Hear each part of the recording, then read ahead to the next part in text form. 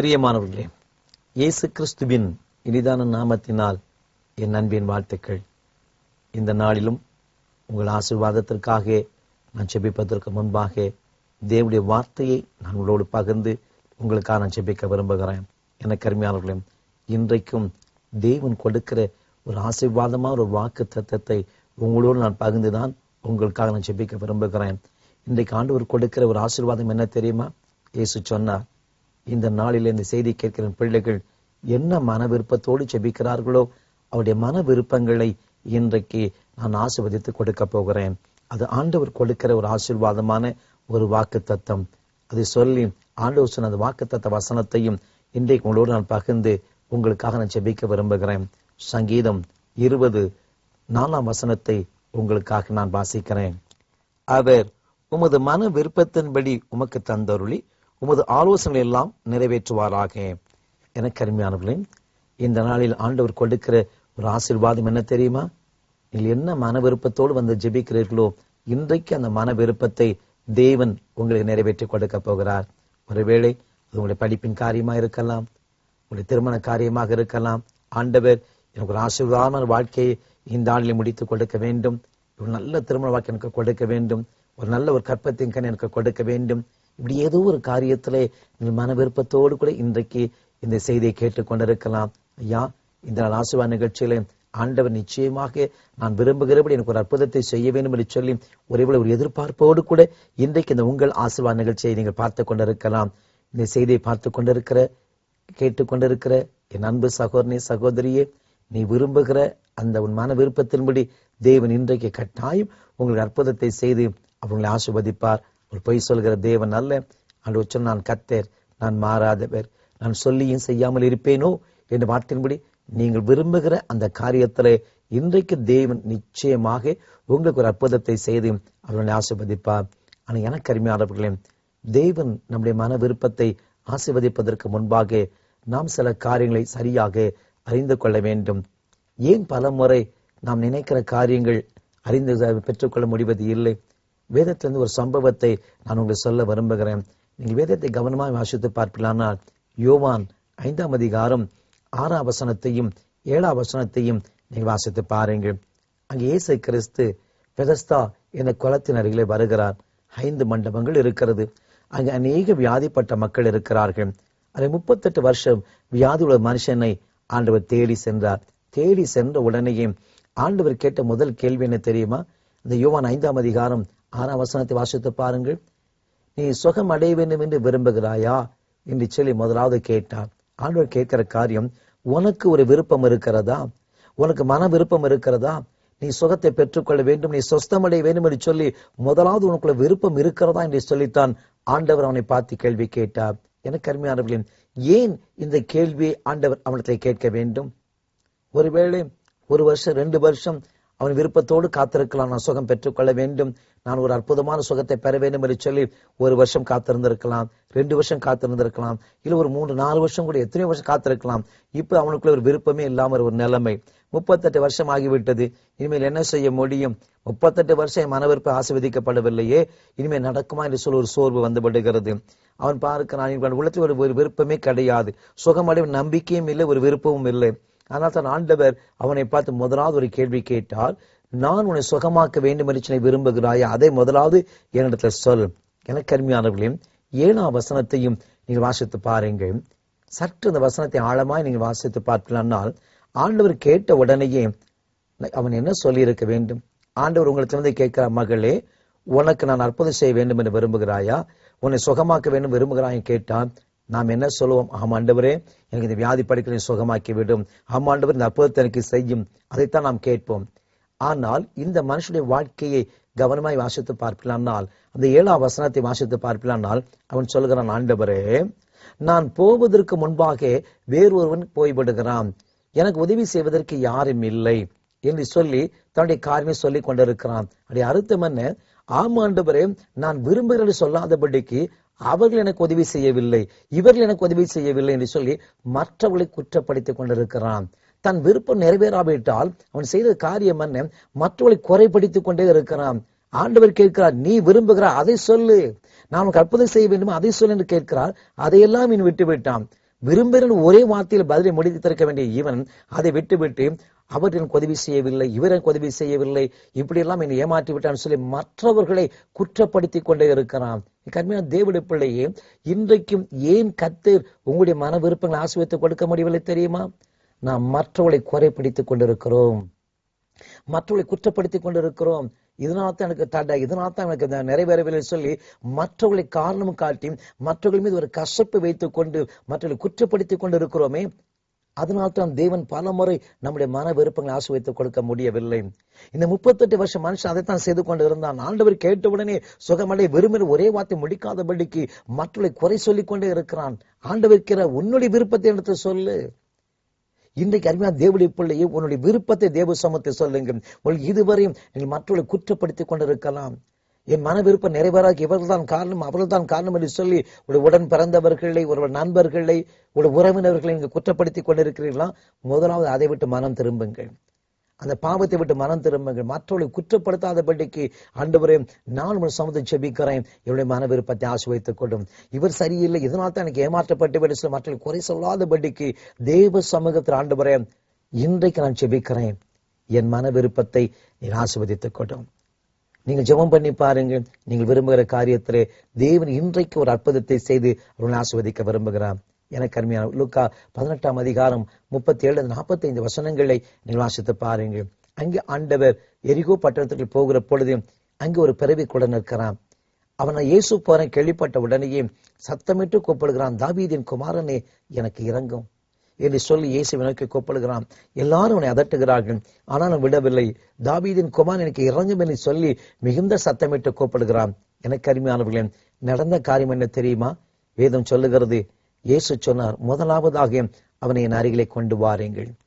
அவன் இயேசுடைய அருகிலே வந்த உடனேயே இயேசு இப்பொழுது அவனை பார்த்து உனக்கு ஒன்று கேட்கிறார், நான் உனக்கு என்ன செய்ய வேண்டும்?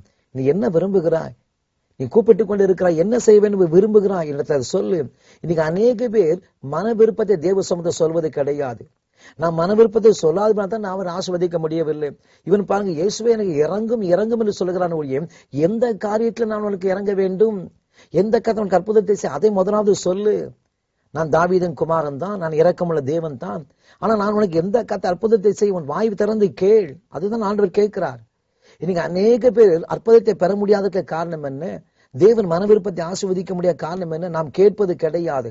நாம் கேட்காதபடிக்கு மற்றவர்களை குறை சொல்லிக் கொண்டு நம்முடைய காரியத்தை ஆண்டவர் சொல்லாதபடிக்கு நான் செபிக்கிறபடினால்தான் தேவன் நமக்கு அற்புதத்தை செய்ய முடிவது இல்லை.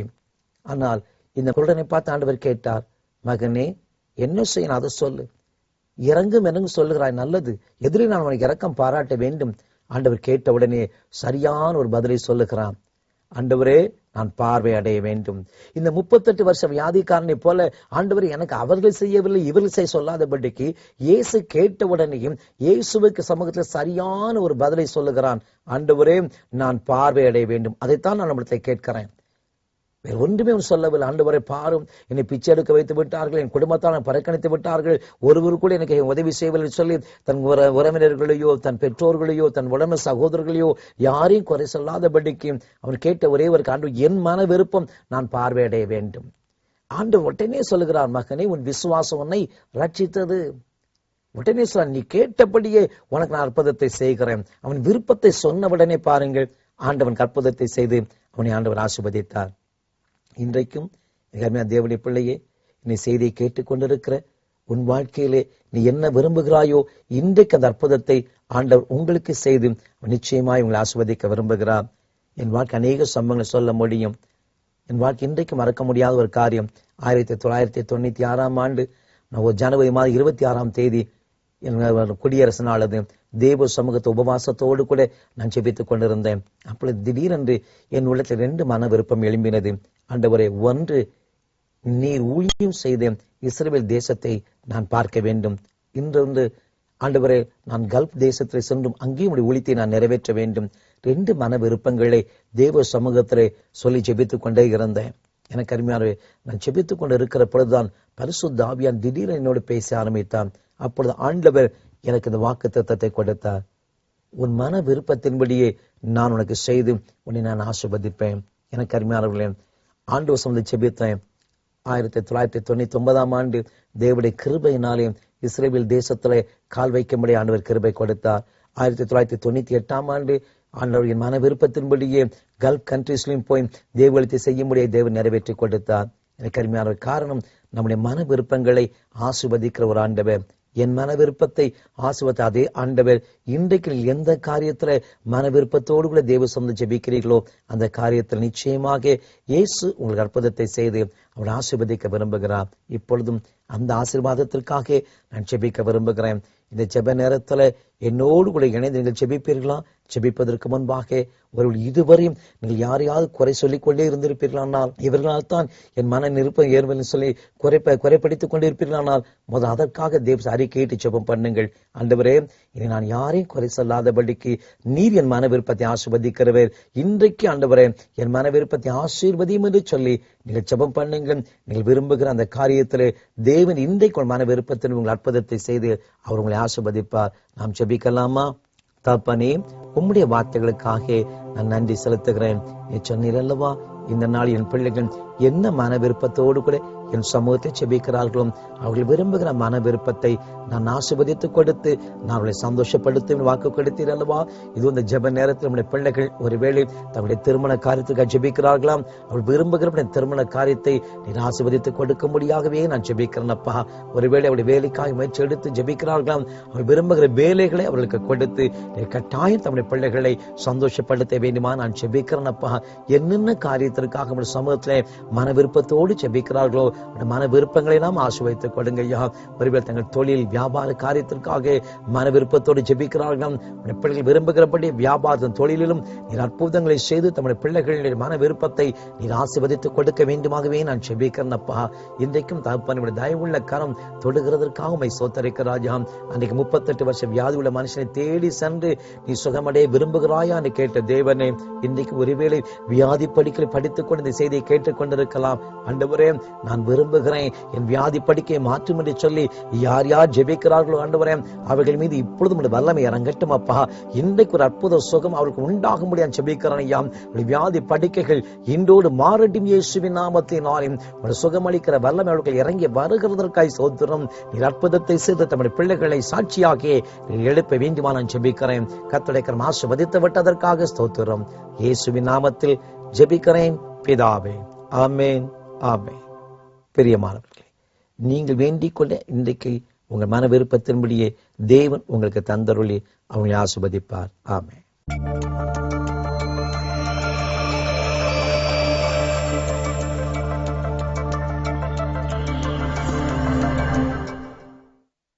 ஆண்டவராகிய இயேசு கிறிஸ்துவின் இனிதான நாமத்தில் இந்த தேவன் பயன்படுத்தும் பாத்திரம் நிகழ்ச்சிக்கு உங்கள் யாவரையும் அன்புடன் வரவேற்கிறோம். அன்பு சகோதர சகோதரிகளே, இந்த நாளிலே உங்களை சந்திப்பது மிக்க மகிழ்ச்சி. நம் மத்தியிலே இன்று தூத்துக்குடி மாவட்டம் இடையன்விளை என்ற பகுதியிலே கர்த்தருடைய ஊழியத்தை செய்து வரும் அன்பு சகோதரர் ஆனந்தராஜ் அவர்கள் வந்திருக்கிறார்கள். அவர்களுடைய அனுபவங்களை, கர்த்தர் அவர்களை எவ்வாறு சந்தித்து தம்முடைய ஊழியத்திற்கு தெரிந்து கொண்டு இன்று பயன்படுத்தி வருகிறார் என்பதை அவர்களிடத்திலே நாம் கேட்டு தெரிந்து கொள்வோமா? Praise the lord brother. இந்த தேவன் பயன்படுத்தும் பாத்திர நிகழ்ச்சியிலே உங்களை சந்திப்பது மிக்க மகிழ்ச்சி. ஏராளமான கிராமங்களுக்குள்ளாக நீங்கள் கடந்து சென்று கால் பதித்து அந்த கிராமங்களிலே ஆண்டவருடைய சுவிசேஷத்தை நீங்கள் அறிவித்து வருவதை நாங்கள் கேள்விப்படும் பொழுது மிகுந்த சந்தோஷம் அடைகிறோம். உங்களுடைய அனுபவங்கள், இன்னும் நீங்கள் சொல்ல போகிற காரியங்களை குறித்து இந்த ஜனங்கள் கேள்விப்படும் பொழுது நிச்சயமாகவே அவர்கள் உங்களுக்காக ஜெபிப்பார்கள்.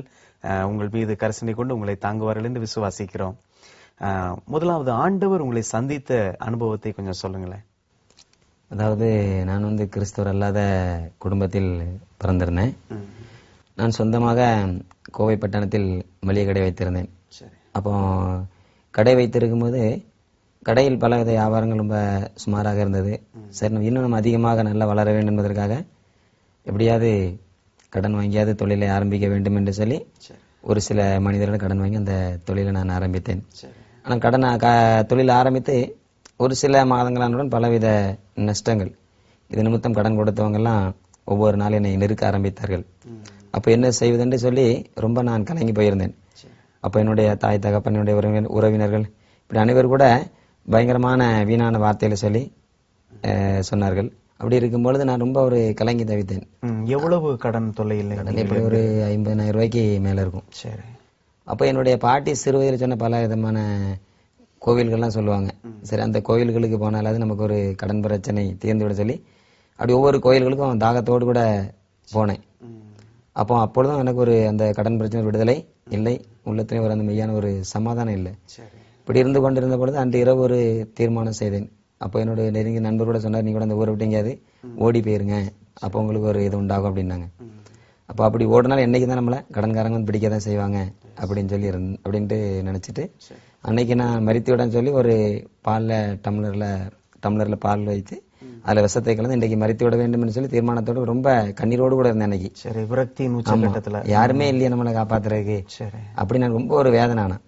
அப்படி இருந்து கொண்டு இருக்கும் பொழுதுதான் ஒரு வார்த்தை கடந்து வருது, நான் உன்னை விட்டு விலகுவதில்லை, உன்னை கைவிடுவதும் இல்லை. எல்லாரும் உன்னை கைவிட்டிருக்கலாம், உன்னுடைய தாய் தகப்பன் உறவினர்கள் எல்லாரும் உன்னை கைவிட்டாலும் நான் உன்னை விட்டு விலகுவதில்லை, உன்னை கைவிடுதல் என்ற அந்த வார்த்தை என்னை அன்றைக்கு அந்த இரவு அந்த நான் உள்ளே கடைக்குள்ள இருக்கும் அந்த சவுண்டு வந்தது. உங்களுக்கு காதுல கேட்டது அந்த சத்தம். ஆனா யார் சொன்னாங்கன்னு சொல்லி தெரியல. அப்ப நான் அதை யார் இந்த வார்த்தை சொல்றேன்னு சொல்லி அதை உன்னிப்பா கவனிக்கும் பொழுது அந்த ஆண்டவர் இயேசு கிறிஸ்துவினுடைய முகம் அப்படி நேரடியாக எனக்கு முன்பாக அந்த அவருடைய முகம் அப்படி தெரிந்தது. அப்ப சிறு வயதில் இவரை குறித்து சொல்வார்கள் இயேசு கிறிஸ்து, அப்ப இவர் தான் இன்றைக்கு நம்மளை தேடி வந்திருக்கிறாரு. சரி என்று சொல்லி அன்னைக்கு எனக்கு உள்ளத்துல ஒரு எண்ணம் வந்துச்சு, சரி நம்ம இவ்வளவு நாள் அநேக கோயிலுக்கு போனோம், ஆனா இவரிடம் நம்ம செல்லவில்லையே, சரி இன்றைக்கு ஒரு நம்மளை தேடி வந்திருக்கிறான்னு சொல்லி அந்த நேரத்தில் ஒரு மனிதன் எப்படி நம்ம பேசிக்கொண்டு பேச ஆரம்பித்தேன். எனக்கு இவ்வளோ கடன் பிரச்சனை இருக்குது, இன்னைக்கு நான் மறிக்கக்கூடிய ஒரு நிலைமையில எல்லாரும் என்ன கைவிட்டாங்க, என்ன செய்யறேன்னு சொல்லி எனக்கு தெரியல அப்படின்னு சொல்லி ஒரு மனிதனோடு பேசிக்கொண்டே இருந்தேன். அப்பொழுது ஒரு சத்தம் வந்தது, உன்னுடைய பிரச்சனையை நான் மாற்றுவேன் என்று சொல்லி ஒரு சத்தம் கொடுத்த அவர் இந்த சத்தம் வந்தது. அதற்கு பின்பாக அதுக்கு பின்ன அந்த படக்காட்சி அப்படி மறைந்து விட்டது. சரி, அப்ப நான் அன்றைக்கு உள்ளத்துல சரி கடன் பிரச்சனை நிச்சயம் மாறிவிடும் சொல்லி விசுவாசத்தோடு இருக்கும்போது ஒரு 3 நாள் கழித்து நீங்க அந்த விஷயத்தை குடிக்கவில்லை, அது குடிக்கல. அவர் அந்த ஒரு தீர்மானம் வந்த உடனே அன்றைக்கு நான் அதை நான் நிறுத்திட்டேன். சரி கடைசியா ஒரு முயற்சி பண்ணி பார்ப்பேன் அப்படின்னு சொல்லி அன்னைக்கு நான் இனம் புரியாத ஒரு சமாதான ஒரு சந்தோஷம் உடனே அந்த நேரத்தில் கிடைச்சது. அந்த வார்த்தையை கேட்டோன்னு ஒரு சமாதான ஒரு சந்தோஷம் வந்தது. சரி என்று சொல்லி எனக்குள்ள ஒரு விசுவாசம் வந்தது, கண்டிப்பாக இந்த பிரச்சனை மாறும் அப்படின்னு சொல்லி எனக்கு ஒரு விசுவாசம் வந்தது. அப்படி இருந்தவொன்னு ஒரு 3 நாள் கழித்து அந்த கடன் கொடுத்தவங்க எல்லாம் ஒரு சிலர் தேடி வராங்க. அப்ப எனக்கு பயம் வந்துட்டு எல்லாரும் வந்துட்டாங்க சொன்ன மாதிரி அப்படின்னு சொல்லி அவங்க நேரடியா சொன்னாங்க, தம்பி நீங்க எனக்கு அந்த பைசா நீங்க தராண்டா, நீங்க நல்லா இருந்தாலும் எங்களுக்கு போதும் அப்படின்னு சொல்லிட்டு போனாங்க. எனக்கு ஒரே ஆச்சரியம். அதற்கு முன்பாக உங்களை மிரட்டியவர்கள் கொடுக்க வேண்டியதுன்னா அன்னைக்கு ரொம்ப ஆச்சரியம். அப்ப இன்னும் ஒரு சிலருக்கு நம்ம போய் சொன்னாதான் அவங்களுக்கு அந்த சரி நம்ம போய் சொல்லுவோம் ஆண்டவர் அப்படின்னு சொல்லிட்டு அவங்க நேரடியாக அவங்களை போய் சந்திச்சு இது மாதிரி எனக்கு இப்படிப்பட்ட நிலைமை, கடன்ல போய் லாஸ் ஆயிட்டு ஒன்னும் செய்ய முடியாதுன்னு, பரவாயில்ல தம்பி அதனால நீங்க ஒன்னும் கொடுக்கலாம், ஒன்னும் பிரச்சனை இல்ல, இன்னும் கூட நாங்க உங்களுக்கு என்ன பண்றோம் தந்து உதவி செய்யற அப்படின்னு, இல்ல எங்களுக்கு வேண்டாம் அப்படின்னு சொல்லி அந்த நேரத்தில் ஆண்டவனை சந்தித்தார். அன்றைக்கு இரவு நான் ஆண்டவரை என்னுடைய சொந்த ரட்சகராக நான் ஏற்றுக்கொண்டேன். சரி, மிகுந்த ஆச்சரியமா இருக்கிறது. ஆண்டவர் உங்களோடு கூட பேசி சாவிலிருந்து உங்களை மீட்டெடுத்து உங்களை ஜீவனோடு வைத்திருக்கிறார். ரொம்ப சந்தோஷமா இருக்கிறது. பிறகு எப்படி நீங்கள் ஆண்டவருக்கு ஊழியம் செய்ய வேண்டும் என்ற வாஞ்சை உங்களுக்குள்ளாக வந்தது? அதற்கு பின்பாக எனக்கு உள்ளத்துல ஒரு நல்ல ஒரு சமாதான சந்தோஷம் வந்துட்டது. அது ரொம்ப ஒரு ஆச்சரியம். ஏன்னா அதற்கு முன்பாக நான் சென்னை பட்டணத்துல வேலை செய்யும் போதெல்லாம் பலவித அரசியல் மீட்டிங், அந்த ரசிகர் மன்றத்துல தலைவர் இப்படி இதுல எல்லாம் ரொம்ப இதா இருந்தேன். அதுல ஒரு சமாதானம் கிடைக்காது அப்படின்ட்டு. அதனால நமக்கு ஒரு சமாதானம் இல்ல. ஆனா இப்படி இயேசு கிறிஸ்து அன்றைக்கு இவர் தான் அவர் சந்தித்து எனக்கு ஒரு நல்ல ஒரு சமாதானம் கொடுத்தபடினால் அன்றைக்கு நான் ஒரு தீர்மானம் பண்ணேன், ஆண்டவருக்காக எதையாவது சாதிக்க வேண்டிய அந்த ஒரு விருப்பத்தை ஆண்டு உள்ளத்தில் கொடுத்தாரு. அப்ப நான் ஆண்டவர்கிட்ட ஜோம் பண்ணேன், ஆண்டவரே நான் என்ன செய்ய நீ சித்தமா இருக்கிறீர், ஒரு நான் இப்படி தொழில் செய்து கொண்டே உமக்கு அது செய்யணுமா அப்படி சொல்லி கேட்கும்பொழுது ஆண்டவர் அந்த மார்க்கு சுவிசேஷத்துல இருக்கிற அந்த 16ஆம் அதிகாரம் 15ஆம் வசனத்தை கொண்டு பேசினார். நீங்க உலகம் எங்கும் போய் சர்வ சிருஷ்டிக்கும் சுவிசேஷத்தை அறிவியுங்கள். அந்த ஒரு வார்த்தை என்னோட பேசினது. அந்த வார்த்தை வந்தவுடன் சரி இந்த வார்த்தை இப்படி சுவிசேஷம் என்ன, அதற்கு பின்பாக நான் ஆண்டவர்கள் கொஞ்சம் கொஞ்சமா வளர்ந்து அதனுடைய காரியங்களை அறிந்து கொண்டு ஆண்டவருடைய அழைப்பதின்படி, ஆண்டவருடைய விருப்பத்தின்படி ஆண்டவருடைய ஊழியத்தை நான் முழு நேரம் அந்த வியாபாரத்தை நான் அதற்கு பின்பாக நான் விட்டுவிட்டேன். அதற்கு வியாபாரத்தை நான் எடுக்கவில்லை. சரி, அப்புறம் எப்பொழுது நீங்கள் கோவையிலிருந்து தூத்துக்குடி மாவட்டம் இடையன்விலைக்கு வந்தீர்கள்? கோவை பட்டணத்திலிருந்து அப்பொழுது அங்க இருந்து நான் அதற்கு பின்பாக அங்கே தான் இருந்தேன். கோவை பட்டணம் முடிச்சு அங்கே நான் சிறு சிறு ஊழிய செய்து கொண்டு அங்கிருந்து எங்க ஒரு சபை போதகரோடு இணைந்து ஊழியம் செய்து கொண்டிருந்தேன். அதற்கு பின்பாக அந்த வேதத்தின் காரியங்கள் நான் அறிந்து கொள்ள வேண்டும். காரணம் கிறிஸ்தவர் அல்லாத குடும்பத்தில் இருந்த அப்படின்னா வேதத்தின் காரியங்கள் எனக்கு தெரியல. அது எப்படியா ஏன்னா சத்தியங்களை அறிந்து கொள்ள வேண்டும் என அந்த வாஞ்சி வந்தபடினால நான் ஆண்டவர் நோக்கி ஜெபம் பண்ணேன். அப்ப அந்த நேரத்துல ஒரு 3 மாத ஒரு 100 நாள் பைபிள் காலேஜ் ஒன்று மைசூர் பட்டணத்தில் தொடங்குவதாக அந்த பத்திரிகையை நான் பார்த்தேன். சரி. சரி என்று ஜெபித்து ஆண்டோடு விண்ணப்பம் செய்து அங்கு பைபிள் காலேஜ் அதற்கு பின்பாக ஒரு 100 நாள் பைபிள் காலேஜ் படிப்பதற்கு நான் சென்றேன். சரி. அதற்கு பின்பாக அங்கு பைபிள் காலேஜ் படித்து முடித்து விட்டு அங்கு நான் ஆண்டோட ஜெபம் பண்ணேன். ஆண்டவர் ஒருவேளை நான் மைசூர் பட்டணத்தில் இருந்து ஊழியம் செய்யட்டுமா, காரணம் அங்கு அப்படி செய்ய வேண்டிய விருப்பங்கிறவர்கள் இருக்கலாம் என்று சொல்லி அங்க அந்த ஸ்தாபனத்தில் சொன்னாங்க. அப்ப ஆண்டோட ஜெபம் பண்றேன், ஆண்டவர் இந்த ஸ்தாபனத்தில் செய்யட்டுமா இல்லையா என்று சொல்லி ஆண்டவர் நோக்கி நான் ஜெபம் பண்ணேன். அப்ப ஆண்டவர் நான் நடத்துவேன் என்று சொல்லி வாக்கு கொடுத்தார். சரி என்று சொல்லி நான் இருக்கும் பொழுது எல்லாரும் கிளம்பி போயிட்டு இருக்கிறாங்க, தங்களுடைய சொந்த ஊர் போயிட்டு இருக்கிறாங்க. அப்படி இருக்கும்போது நானும் கிளம்பி வந்து கொண்டிருக்கிறேன். சரி என்று சொல்லி பஸ்ல ஏறி உட்கார்ந்துட்டேன். ஆண்டவர் சித்தம் இருந்தால் கொண்டு போக முடியும், வழி நடத்த தெரியணும். அப்படி சொன்னா பஸ்ல ஏறி உட்கார்ந்தவுடன் அதே பைபிள் காலேஜில் படிச்ச ஒரு அன்பு ஒரு கொஞ்சம் வயது முதிர்ந்த தகப்பனார் வந்து அவங்க பின்னால உட்கார்ந்து இருந்தாங்க, நான் முன் சீட்ல உட்கார்ந்துருந்தேன். அப்ப நான் போய்கொண்டு பஸ்ல போய்கொண்டே இருக்கிறேன். பஸ் புறப்பட்டு விட்டது. கண்டக்டர் வருஷ டிக்கெட் கேட்டுக்கொண்டே வருகிறார்.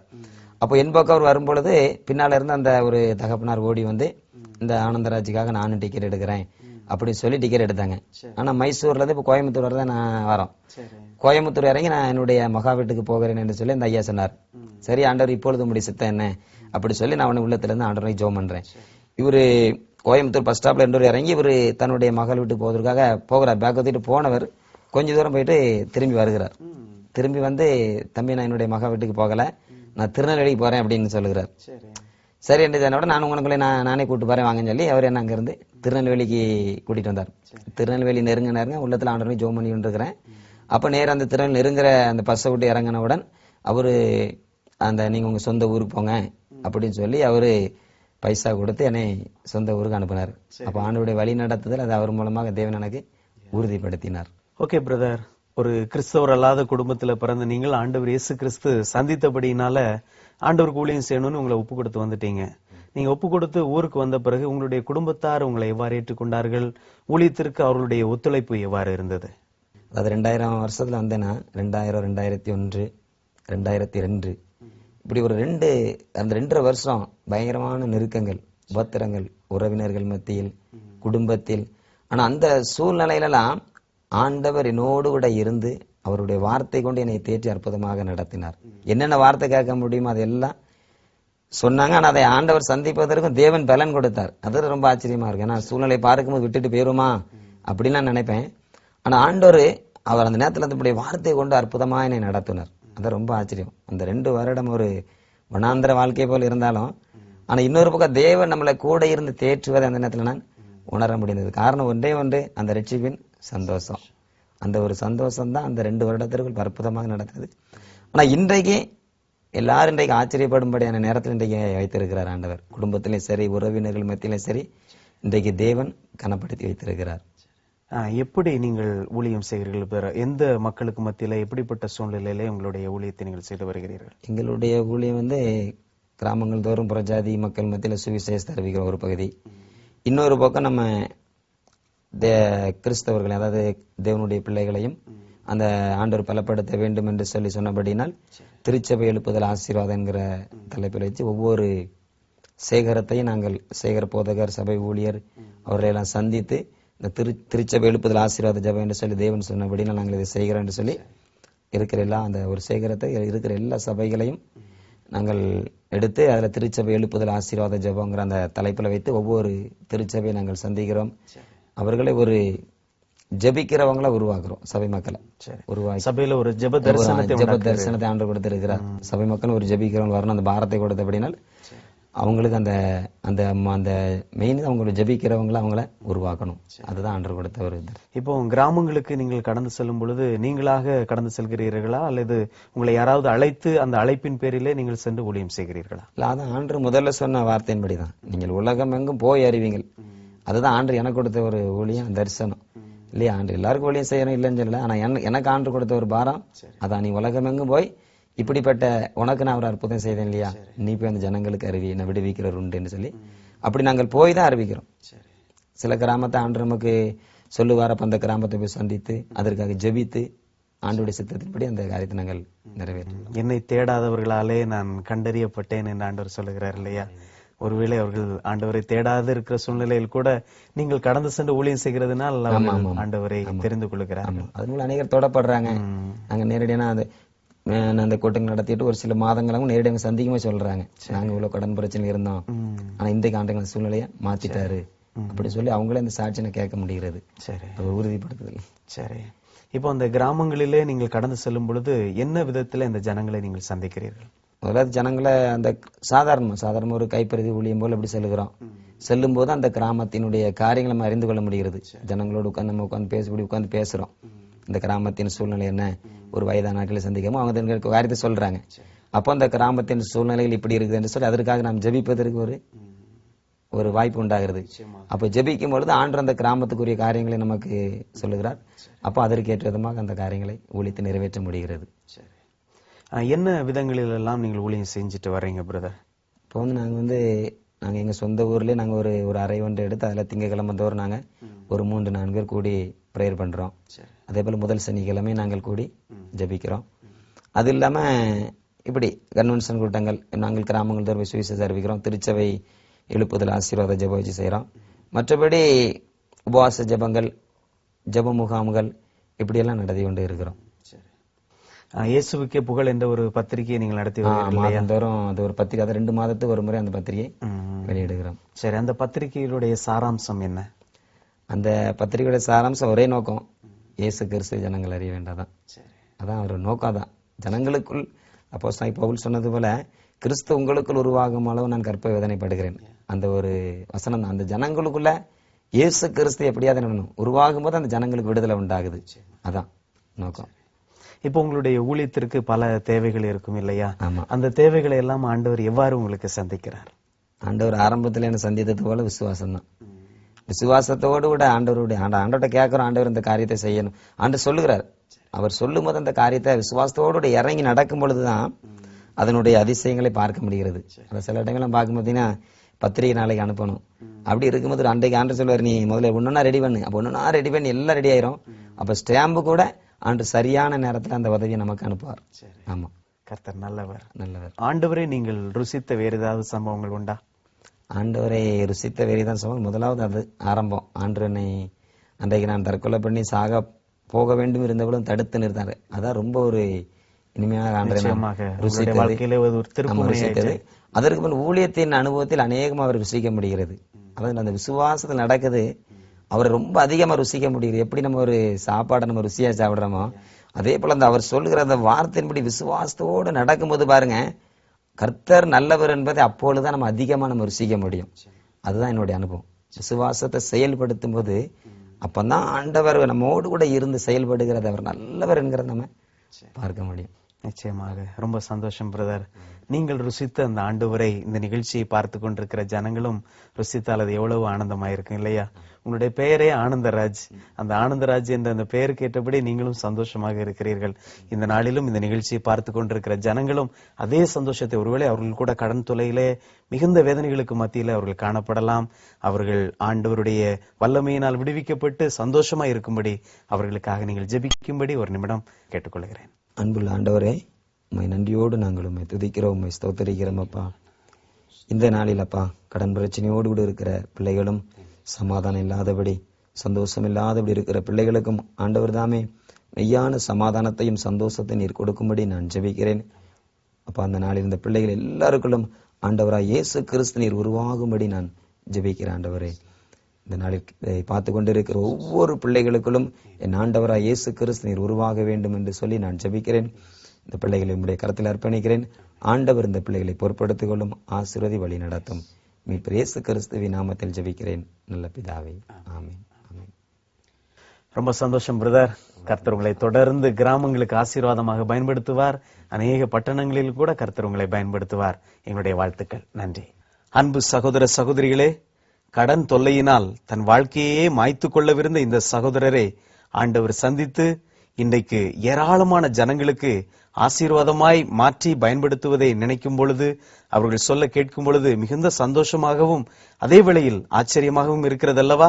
இந்த அன்பு சகோதரருக்காக நீங்கள் ஒவ்வொரு நாளும் ஜெபியுங்கள். இவர்களை அழைத்து நீங்கள் பயன்படுத்துங்கள். கர்த்தர் உங்கள் உள்ளத்தில் ஏவுகிறபடி அவர்களை தாங்குங்கள். உங்களை ஆண்டவர் ஆசீர்வதிப்பார். மீண்டும் இது போன்றதொரு தேவன் பயன்படுத்தும் பாத்திரம் நிகழ்ச்சியிலே நாம் சந்திப்போம். அதுவரை ஆண்டவர் இயேசுவின் கிருபை உங்களோடு இருப்பதாக. ஆமென்.